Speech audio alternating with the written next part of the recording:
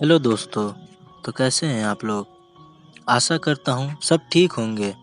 आज मैं आप लोगों को बीरबल की खिचड़ी कहानी सुनाने जा रहा हूँ। सर्दियों का मौसम था। बादशाह अकबर अपने बगीचे में बीरबल व एक अन्य मंत्री के साथ टहल रहे थे। टहलते हुए बादशाह अकबर ने अपने मंत्री से कहा, इस साल कुछ ज़्यादा ही ठंड पड़ रही है। महल से बाहर निकलने में भी ठंड से हालत खराब हो रही है। मंत्री ने बादशाह की बात का जवाब देते हुए कहा, जी हुजूर, बिल्कुल सही फरमाया आपने। इस साल तो इतनी ठंड पड़ रही है कि जनता ने घर से बाहर निकलना बहुत कम कर दिया है। टहलते टहलते बादशाह अकबर बगीचे में बने तालाब के किनारे जा पहुँचे। जैसे ही उन्होंने अपना हाथ पानी में डाला, उन्हें एहसास हुआ कि पानी बर्फ जैसा ठंडा है। पानी से हाथ बाहर निकालते हुए अकबर ने कहा, सही कह रहे हैं आप, इतनी ठंड में कौन घर से बाहर निकलेगा। बीरबल को चुपचाप देखकर बादशाह ने बीरबल से पूछा, इस बारे में आपका क्या ख्याल है बीरबल?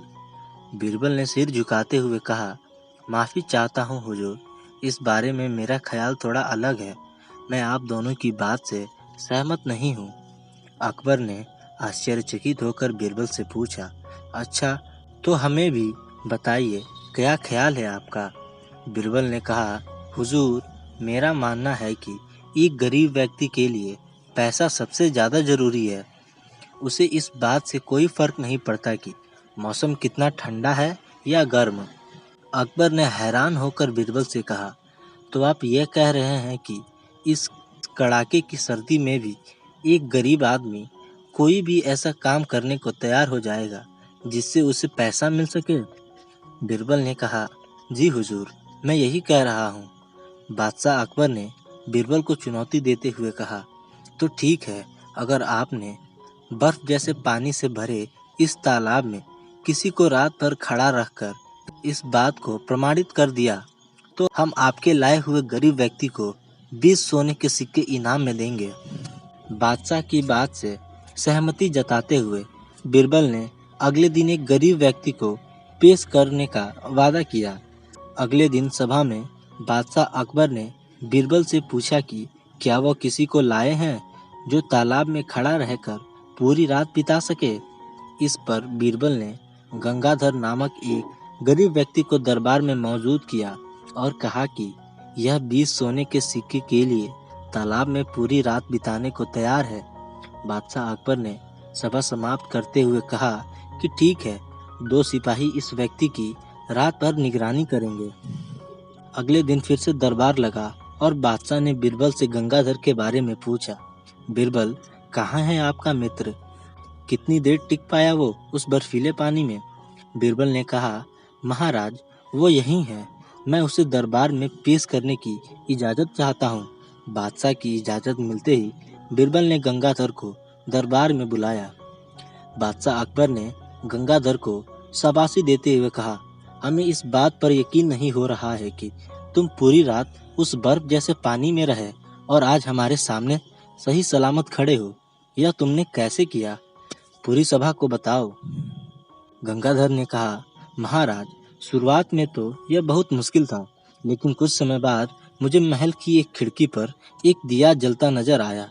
उस दिए को देखते हुए मैंने सारी रात बिता दी। बादशाह अकबर ने चौंक कर कहा, यह तो धोखा है। तुमने हमारे महल के जलते दिए की गर्मी से सारी रात बिता ली। फरेबी, तुम्हारे इस धोखे के लिए हम तुम्हें सजा नहीं दे रहे हैं, लेकिन तुम अब इस इनाम के हकदार भी नहीं हो। यह कहते हुए अकबर ने अपने सिपाहियों से गंगाधर को महल से बाहर ले जाने को कह दिया और सभा समाप्त करके अपने कमरे में चले गए। अगले दिन रोज की तरह सभा लगी। जब बादशाह अकबर सभा में आए तो उन्हें देखा कि सभी दरबारी अपनी अपनी जगह पर मौजूद थे, सिवाय बीरबल के। बादशाह ने एक सिपाही से पूछा कि बीरबल कहाँ है, तो उसने बताया कि वो आज महल नहीं आए हैं। बादशाह ने सिपाही से कहा कि वह तुरंत बीरबल के घर जाए और उन्हें लेकर आए। कुछ समय बाद सिपाही अकेले ही दरबार में लौट आया। बादशाह के पूछने पर सिपाही ने बताया, बीरबल अपने घर में खाना पका रहे हैं और उन्होंने कहा है कि खाना पूरी तरह पक जाने के बाद ही वो दरबार आएंगे।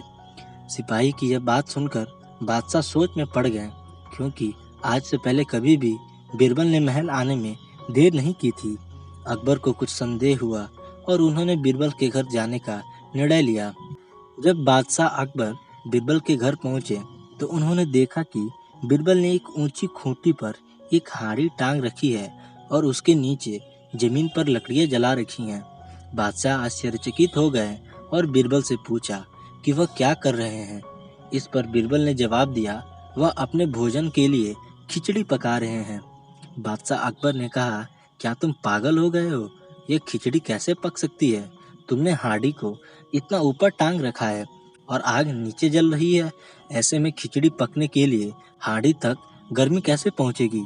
इस बात पर बीरबल ने बहुत आराम के साथ बादशाह से कहा, क्यों नहीं पहुंचेगी हुजूर? जब महल की खिड़की पर रखी एक दिए से गंगाधर को गर्मी मिल सकती है, तो मेरे खिचड़ी की हांडी तो फिर भी आग से बहुत नजदीक है। बीरबल की बात सुनकर बादशाह हैरान हो गए और मुस्कुराते हुए कहा, हम तुम्हारी बात अच्छी तरह समझ गए बीरबल।